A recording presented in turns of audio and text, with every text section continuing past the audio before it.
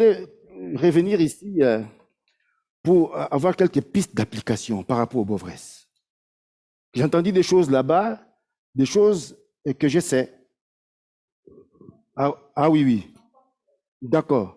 S'il vous plaît, est-ce qu'il y a quelqu'un qui parle anglais qui peut aider nos bien-aimés qui ne parlent pas français pour la traduction? Qui volontiers. Ah voilà, Olivia. Merci Olivia. Si tu peux aider, voilà. Merci beaucoup. Merci beaucoup.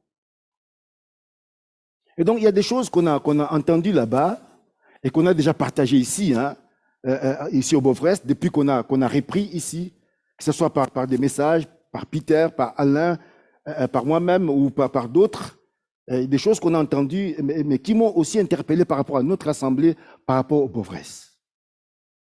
Et Matt disait que l'Église, c'est d'abord un lieu de partage. C'est un lieu de communion. Et, il se passe de bonnes choses, de belles choses ici. Je vous l'ai dit, il se passe de bonnes, de belles choses ici, dans cette assemblée. Et il faut simplement être sensible à l'esprit, comment il agit, pour que tu puisses rentrer dedans et que tu puisses continuer et persévérer. Il disait que l'Église est un lieu de partage, de communion, acte 2, 42, je ne vais pas lire. Il disait que c'est une table. L'Église est une table. Imaginez une table, hein? Une table, sous la forme d'une croix. Sous la forme d'une croix, dressée par le Saint-Esprit. Et où, autour de cette table-là, chacun de nous, chacun ici individuellement, nous pouvons nous asseoir, être à l'aise, honorés. Oh, j'aime ça. Honorés par le Dieu Tout-Puissant, le Dieu vivant, le Dieu grand, mais qui t'honore, qui te respecte. Parce que tu es précieux à ses yeux. Tu as de la valeur à ses yeux. Ce Dieu-là. Et c'est autour de cette table-là que nous sommes ce matin, mes bien-aimés. Le Père est là. Il nous aime et il t'aime. Il te respecte. Il veut t'honorer. Et tu as de la valeur à ses yeux. Et c'est pourquoi cette table-là, mes bien-aimés, ne doit pas être une table qui doit être limitée tout simplement à un cercle. Non. C'est pourquoi l'Église n'est pas cet endroit où il y a des clans, où il y a des sectes, où il y a des cercles d'amitié, des gens qui ne se voient qu'entre eux, qui ne s'invitent qu'entre eux, qui ne marchent qu'entre eux, qui ne se téléphonent qu'entre eux. Ça, ce n'est pas l'Église. Non. Matt disait qu'il nous faut élargir. Il nous faut faire de la place. Faire de la place encore et encore. Rallonger. Je crois que c'est Peter une fois qui disait que voilà, nous voulons que notre église soit une église ouverte. Parce que c'est pour les pécheurs. Dieu aime les pécheurs. Ne croyez pas que Dieu nous aime plus que les pécheurs. Hein? Ah non. Ceux qui sont là à la rue, ces gens qu'on voit à Saint-Laurent, les drogués, les prostituées, tous ces gens-là qui sont rejetés, bannis et tout, qu'on ne veut même pas approcher, Dieu les aime autant que moi, autant que toi. Du même amour. Du même amour. L'église, une table. Une table où l'on peut découvrir la puissance de l'évangile, la bonne nouvelle. C'est le message le plus glorieux, le message le plus puissant, le plus beau. Oh Saint-Esprit, aide-nous. Que nous avons au travers de la parole de Dieu et que le monde attend, mes bien-aimés. Les gens sont dans la confusion totale, dans les ténèbres. Et ils ont besoin d'entendre cet évangile, d'écouter ce message de vie. Hier, on avait quelqu'un qui est venu nous solliciter pour prier pour lui. Il était KO. KO, ça veut dire KO. Tu étais là hier. Mais il est reparti ici. Il est reparti dans une joie, dans une espérance. Il a dit, je sens que tout mon fardeau est parti. Pourquoi? l'évangile, la bonne nouvelle. Oh, vous savez, le jour où les chrétiens vont comprendre la puissance que la parole, le message, vous n'allez plus vous taire. Vous n'allez plus vous taire. Vous allez prêcher cette parole encore et encore. Il y a de la vie dans cette parole. L'Église, c'est un lieu de partage, un lieu de communion, mais c'est aussi un lieu d'accueil. Selon Romains 15, 7, accueillez-vous les uns les autres comme Christ vous a. Romains 15, 7. Comme Christ vous a accueillis. Christ nous a accueillis et nous appelle aujourd'hui aussi à accueillir le pécheur, même le plus mauvais des pécheurs. Mais les accueillir, leur faire de la place. C'est important, mes bien-aimés, d'accueillir et que le Beauvrais soit un lieu d'accueil, soit un hôpital. Vous savez, ces choses que j'avais reçues avant de venir au Beauvrais quand on priait pour ici. Le Seigneur nous avait révélé. Un hôpital, un lieu où on accueille les gens. Quand ils viennent, un lieu de vie. Ils viennent la mort, mais ils repartent avec la vie. Ils viennent tristes, mais ils repartent joyeux. Ils viennent troublés, mais la grâce de Dieu fait qu'en ressortant d'ici, il y a un calme. La paix de Dieu. Le prince de la paix. Ils ont rencontré le prince de la paix. Vous croyez que cette personne-là, il ne va pas le dire partout? Allez là-bas. Cet homme qui est venu, qu'on a prié pour lui hier, il a dit non, est-ce que vous pouvez prier pour ma femme? Est-ce que je peux l'envoyer qu'il vienne? Pourquoi? Parce qu'il y a quelque chose qui s'est passé. Elle a rencontré le Seigneur ici. Ça, c'est l'évangile, mes bien-aimés. Il faut nous préparer, mes bien-aimés. Que le Beauvrais se prépare. Que notre assemblée se prépare.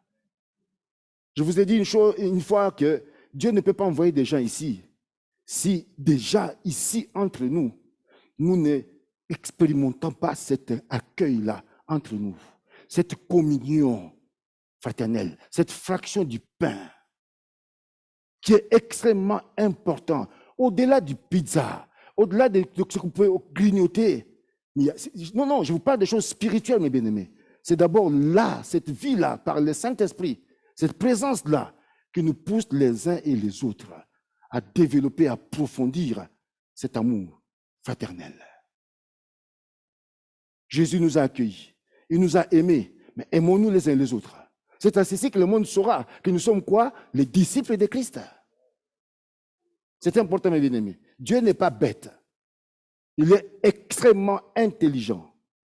Il ne peut pas envoyer des gens qui viennent là-bas de la rue, qui ont souffert, qui ont des bobos partout, dans un endroit où ils vont être mis dans un banc, discriminés, rejetés, confinés, sans accueil. Il vient, personne ne va vers lui, ne lui dit même pas bonjour. D'où est-ce que tu viens? Non, mais écoute, non. Dieu est un père, il sait. Pour lui, une âme, ça vaut la vie de son enfant. Et s'il l'envoie dans un endroit, il doit s'assurer que dans cet endroit-là, il va trouver un peuple qui l'aime, mais qui aime aussi l'autre. Quel est le regard que nous portons? Quel est le regard que tu portes sur ton frère, sur ta sœur, sur le perdu? Quel est le regard? Est-ce que c'est le regard de Dieu quand tu le vois?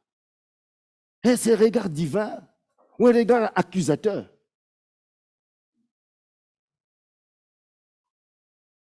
Dieu a un plan. Il a un plan même pour cette assemblée. Cette église n'est pas ici au hasard. Et je rappelle que, je ne sais pas si c'est Max ou Max qui l'a dit, vous n'êtes pas là où vous êtes par hasard. Non, vous en savez plus que moi. Vous en savez plus que moi, vous les anciens là. Vous avez resté de prophéties, oui ou non, pour cette assemblée. Alors, Dieu est un menteur? Dieu ne ment pas. Si c'est lui qui a parlé, il fera. Mais il a un plan qui nous dépasse, mes bien-aimés. Mais lorsque nous attendons sa voix, lorsque nous savons les plans qu'il a, plusieurs fois j'ai entendu, même quand je suis arrivé ici, des gens qui ne sont pas de cette assemblée, qui m'ont dit, mais votre assemblée là, c'est une phare, une lumière pour cet quartier-là de Beauvrais, de Prince-Échaud, même pour le haut du Lausanne. Une phare, une lumière. Ah, mais je m'attendais à beaucoup plus d'amen que ça. Oh, Saint-Esprit, aide-nous. Mais il faut savoir la vision de Dieu. Si on n'a pas la vision, comment est-ce qu'on peut avancer? Dites-moi. Sans vision, le peuple est sans révélation, le peuple est sans frein. Mais si on a une vision claire dans nos cœurs, je sais pourquoi je vais dans cette assemblée, je sais où Dieu veut conduire cette assemblée, mais bien aimé, je me prépare pour cela. Je me prépare. Une lumière, ça fait quoi? Ça attire, non? Une lumière attire. Et donc, ma prière à moi, que l'assemblée, notre assemblée ici, soit une lumière, une phare pour ces quartiers qui sont là, ici autour de nous. Et que le Saint-Esprit puisse les attirer. Qu'ils rencontrent le Seigneur ici, le Dieu de gloire. Ésaïe 54 et 2, élargit l'espace de ta tente. Vous connaissez ces versets-là? Élargis, rallonge le cordage. Élargis, élargis, élargis. Vous allez me dire, écoutez, mais frère Dieudonné, mais tu vois le Covid qui est là, on ne doit qu'à 50. La vision, demain, demain, demain, demain. Si Dieu l'a dit, il va le faire. Si Dieu a dit qu'on sera 300, 400 ici, il va le faire. Moi, je ne sais pas comment, mais j'ai fait confiance à ce Dieu-là qu'il est capable de le faire. Ah oui, il ne faut pas avoir une petite vision. Hein. On a un Dieu qui est grand. Il a une grande vision. Il a un plan qui nous dépasse, mais le plan de Dieu nous dépasse. Moi, ça me dépasse. Il y a des choses qu'il voit que je ne vois pas. Je ne sais pas ce qui va se passer demain, je ne sais rien, mais lui, il sait déjà. Je lui fais confiance. Il nous faut avoir cette vraie communion. Vous savez, l'apôtre Paul dirait dans 2 Corinthiens 5, 14, l'amour de Christ nous presse. L'amour de Christ nous presse. C'est ça notre motivation. L'amour. L'amour. Pourquoi nous faisons des choses? Pourquoi tu fais telle chose? Pourquoi? Il faut une motivation qui soit pure. Et Dieu va être honoré. Cet amour qui est fort, qui doit être fort et qui doit aller au-delà de nos propres intérêts égoïstes. Le vrai amour fraternel, c'est pas seulement, voilà, comme on dit des fois, ah, je suis avec vous en pensée. Et puis voilà. Mais il faut aller au-delà. Le frère souffre, la sœur souffre. Il a besoin peut-être que tu ailles le visiter, que tu ailles lui dire, l'amener peut-être un petit sandwich ou une petite soupe. Allez l'aider peut-être à faire la vaisselle. Ah non, on est avec toi en pensée. Mais le frère est en train de partir, peut-être je ne sais rien. Il nous faut dépasser, mes bien-aimés, des fois. C'est ça l'amour, l'amour agapao. Au-delà de nos propres intérêts égoïstes, mais de voir l'intérêt des autres, supérieur à tes propres intérêts. Guillermo, voilà ce que j'ai entendu et tout ça. Est-ce que tu as besoin de coups de main? J'arrive, Guillermo, je peux te donner un coup de main. Et tu arrives là, rien que ta présence, je te dis, rien que ta présence, quelque chose se passe. Et ton frère est libéré, soulagé, voilà, il est consolé, il s'est dit, mais voilà, je ne suis pas seul. Même Jésus-Christ, mes bien-aimés, il a eu besoin d'avoir quelqu'un avec lui. Rappelez-vous, dans Matthieu 26, à Gethsemane, un moment difficile, un moment terrible. Mais il appelle ses disciples. Il dit, Pierre, Jean, Jacques, André, j'ai besoin de toi. Henri, j'ai besoin de toi. J'ai besoin de toi. Pour cette situation-là, j'ai besoin de toi. Est-ce que tu peux me donner un coup de main? Jésus-Christ de Nazareth, le Fils de Dieu, il avait besoin d'une présence humaine, présence de ses frères à ses côtés. Même si, voilà, comme disait Matt, ils se sont endormis après, à un moment donné, mais bon, ils étaient quand même là. Ils étaient quand même là à côté de lui. Et ça lui a fait du bien, ça l'a réconforté.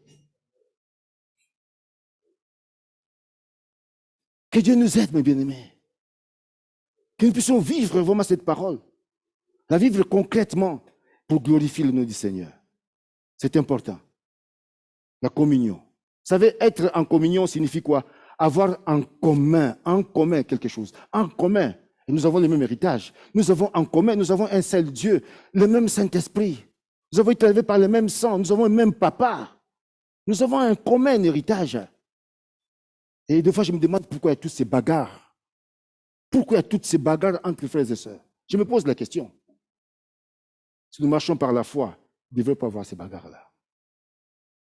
Il nous faut être, mes bien-aimés, et c'est l'image qui nous a montré ces prédicateurs, ces jeunes prédicateurs de 38 ans, être des porteurs de la présence divine. Être des porteurs de la présence divine. Vous voyez la table qui est là, hein, il y a 4 pieds, hein, parce qu'on l'a déplacée. Vous voyez la table qui est là, il y a 4 pieds. La table, elle est portée par ses pieds. Ces pieds-là qui sont là. Si tu enlèves un pied, ça c'est, voilà, elle va tomber, elle va basculer. Mais soyons de ceux qui portons, qui portons la présence de Dieu, de ceux qui soutenons la présence de Dieu. Soyons de ceux qui sont là, mais bien aimés, non pas seulement comme des spectateurs, mais soyons des acteurs. Soyons de ceux et de celles qui sommes là, qui accueillons, qui sommes là, qui voilà, mettons la main dans la pâte, qui allons vers tous ceux qui sont perdus, comme le disait notre sœur Marie. Soutenir la présence de Dieu. Et non pas se contenter simplement d'être des consommateurs ou de s'asseoir. Et c'est là où disait Sony, il ne faut pas être des monuments, mais il faut être de mouvement, être en mouvement avec le Saint-Esprit. Il faut bouger avec le Saint-Esprit. Le Saint-Esprit n'est pas figé. Hein. Le Saint-Esprit n'est pas statique. L'Esprit de Dieu est un esprit qui est en mouvement, qui bouge. C'est là où il faut discerner les temps. Discernons les temps, mes bien, mais quel temps nous vivons spirituellement parlant? Quel temps l'Assemblée vit spirituellement parlant? Quel temps que tu vis toi-même individuellement, spirituellement parlant? Quel est le temps? Et quand tu le discernes, tu vas te laisser dans la présence de Dieu, conduit par le Saint-Esprit, dans le mouvement du Saint-Esprit, et tu peux vivre des choses extraordinaires, malgré tout ce qui s'est dit, malgré tout ce qui se passe. Au Beauvresse, et c'est ma prière, mes bien-aimés, que nous puissions porter cette présence divine, que nous puissions porter aussi cette louange. Matt, le pasteur là, et les deux pasteurs, Max et Matt, disaient que malheureusement aujourd'hui, dans les églises, ce n'est plus une table qui est là, de communion, mais une plateforme, comme là où je suis, où on voit se produire des stars. Malheureusement, souvent. Malheureusement. Et il disait, il a même confronté les pasteurs, hein. Il a dit, mais il faut que cette communion-là nous amène tous ensemble, quand nous portons la présence de Dieu, que nous puissions entrer et vivre véritablement la louange. Alléluia. C'est un moment important, la louange. C'est un moment important, où toute l'Église devait rentrer dans ces temps d'adoration, de louange, d'élévation, de célébration de notre Dieu. C'est là où il descend. Il touche, il libère, il guérit. Et très souvent, il disait qu'il y avait un fossé entre ceux qui sont là, qui louent, et puis l'assemblée. Vrai ou faux? Dites-moi les louangeurs qui sont là, mais dites-moi. Non, mais écoutez, on est ici ensemble, non? Combien de fois j'ai vu ici ceux qui sont dans la louange en train de dire à l'église, non, ça ne devrait pas être comme ça. Non. Dieu dit dans Jean 4, 23, qu'il cherche des adorateurs en esprit et en vérité. Des vrais adorateurs. Soyez des adorateurs. Soyez un adorateur. Soyez une adoratrice. Ne viens pas simplement si tu commences à chanter, comme disait Matt, mais chante déjà. Quand tu viens à l'église, commence à chanter déjà. Comme qui c'est qui disait dans sa prière que même en allant à Migros, on prie en allant à Migros, mais chante.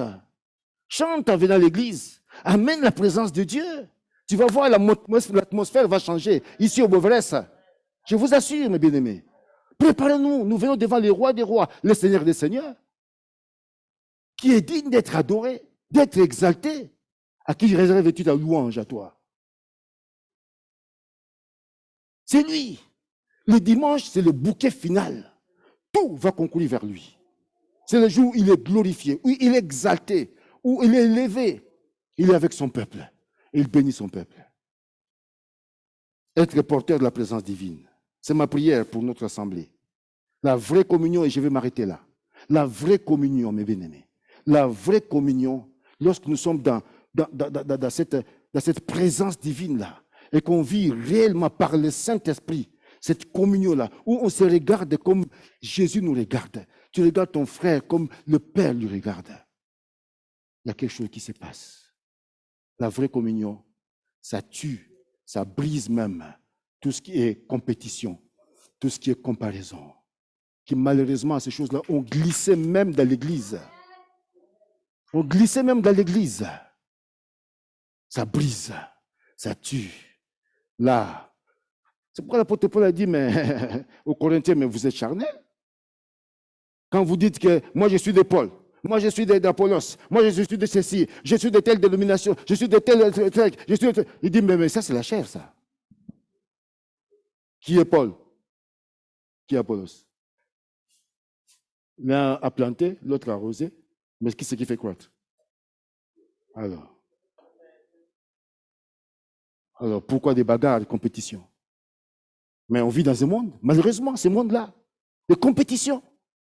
Le monde des compétitions, des comparaisons, des chiffres. Combien de vues, combien de likes, combien de ceci, combien de ceci. On ne vit que de ça. Que Dieu nous aide, mes bien-aimés. Ces choses qui se glissent même dans l'Église pour nous causer des problèmes entre nous. Ça n'a rien à voir de Dieu et toutes ces choses-là. La vraie communion fraternelle tue la compétition, tue la comparaison. Mes bien-aimés, recherchons cette vraie communion. Recherchons cette vraie communion. C'est bien de faire des agapes et tout ça, mais au-delà, ce qui est important, c'est comment tu vois ton frère, comment tu vois ta soeur, comment tu vois les perdus, comment tu vois tous ces gens, ces quartiers qui sont là. Quelle est notre vision? Est-ce que notre cœur bat pour ces âmes qui sont perdues, ces familles qui pleurent, qui souffrent, qui sont là? Des gens qu'on côtoie, dans les bus, qu'on rencontre même peut-être à la Migros et Denner, mais qui souffrent, qui cherchent ces dieux-là. Mais il est en toi. Il est en toi. Que tu dis simplement, mais Jésus t'aime. De laisser le Saint-Esprit faire, tu peux être étonné. Une dame, quand on était au coteau, je ne sais pas si tu te rappelles encore à l'époque, Henri, et qui, par un témoignage, avait rencontré Jésus par un flyer. C'est ça qu'on dit, hein? C'était un traité. Un traité. Il ne voulait pas au départ le prendre, mais bon, il a pris ça comme ça. Il l'a mis dans son sac. Il l'a posé dans sa cuisine. Et puis, il a dit, bon, ça c'est le chose de ces gens-là, tout ça, il faut des bruits, alléluia, et tout ça et tout. Mais un jour, cette femme était dans sa cuisine. Le même traité qu'il avait comme ça, négligemment posé, au bout de quelques semaines, c'est ce traité-là qui est venu sauver sa vie. Quand il a ouvert ce traité, qu'il a lu ce traité-là, le Saint-Esprit est venu ouvrir ses yeux, révélation de Christ. Il était à genoux et il a donné sa vie à Jésus. Il suffit d'un peu, il suffit de rien, de ce que tu as, que tu négliges, de rien du tout d'insignifiant, que Dieu se glorifie. Souvenez-vous de la femme, la veuve de Sarepta. Qu'est-ce qu'elle avait? Qu'est-ce qu'elle avait? Qu'est-ce qu'elle avait, la veuve de Sarepta? Petite goutte d'huile, une petite poignée de farine. Avec ça, elle a été nourrie pendant 3 ans et 6 mois, tout au long. Ça, c'est notre Dieu qui seul est capable de le faire. C'est ton Dieu à toi. C'est ton Dieu à toi. C'est ton Dieu à toi qui nous appelle en tant qu'assemblée, mes bien-aimés, à ce que nous puissions vivre une vraie communion fraternelle. Que nous puissions être une source de bénédiction pour ces quartiers, Beauvresse, Prince-Chaud, même au-delà, Épalinges. C'est possible. Si nous y croyons. Qu'à lui soit la gloire. Au nom de Jésus. Amen. J'aimerais prier ce matin. Alors que j'ai prié, s'il vous plaît, mes frères et sœurs, j'ai vraiment, mon cœur est brisé parce que je ne vois, Alain n'est pas là, Rachel n'est pas là, Luc Emmanuel n'est pas là. C'est quelque chose qui me fait très très mal. J'aimerais qu'on associe cette famille ce matin. Et peut-être d'autres que vous connaissez. Demandez une grâce spéciale ce matin. La miséricorde de Dieu. Que son amour les touche, les localise là où ils se trouvent. Que le Saint-Esprit puisse les guérir. Prions ensemble. Seigneur, nous sommes devant toi ce matin. Te disons merci, Père de gloire, pour qui tu es. Merci pour ta présence. Merci pour ton amour infini, ton amour inconditionnel. Merci pour tes bienfaits que nous serons oubliés, Père de gloire. Merci pour ce temps où tu nous as amenés, Père de gloire, où tu nous as rafraîchis, où tu rafraîchis ce matin ton peuple et ton Église, Père de gloire. Tu nous apprends, Père de gloire, Papa, à avoir une vraie communion fraternelle, à nous aimer les uns les autres, à nous accueillir les uns les autres comme tu nous as accueillis, Père de gloire, sans discrimination, sans que nous puissions mettre des étiquettes sur qui que ce soit, Père de gloire, que ce soit un amour vrai, sincère, Père de gloire. Et nous te supplions ce matin, Saint-Esprit, de nous communiquer cette grâce, cet amour, Père de gloire, qui pardonne tout, qui croit tout. Et nous prions, Père de gloire, qu'au travers de l'œuvre achevée de Christ, qu'au travers de l'œuvre du Golgotha, ce matin, Père de gloire, que tu touches ce matin tous ceux qui sont malades au milieu de nous, tous ceux qui sont tristes ce matin, et tous ceux qui sont ce matin peut-être, voilà, qui se sentent exclus, qui se sentent ce matin bannis, rejetés, Père de gloire. Toi, tu ne rejettes personne. Et ce matin, tu les accueilles. Ce matin, tu les bénis. Ce matin, tu les rencontres dans leurs besoins, devant leurs défis. Nous prions pour Alain, nous prions pour Rachel, pour Luc, Emmanuel, Père de gloire. Nous te les recommandons devant ton trône de grâce.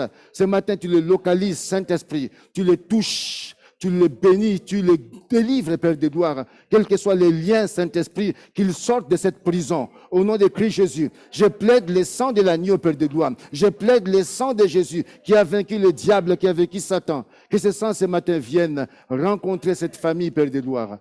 Qu'il lui donne une grâce spéciale. Merci, Seigneur de gloire. Sois loué, Père. Sois béni, Père. Merci, Saint-Esprit.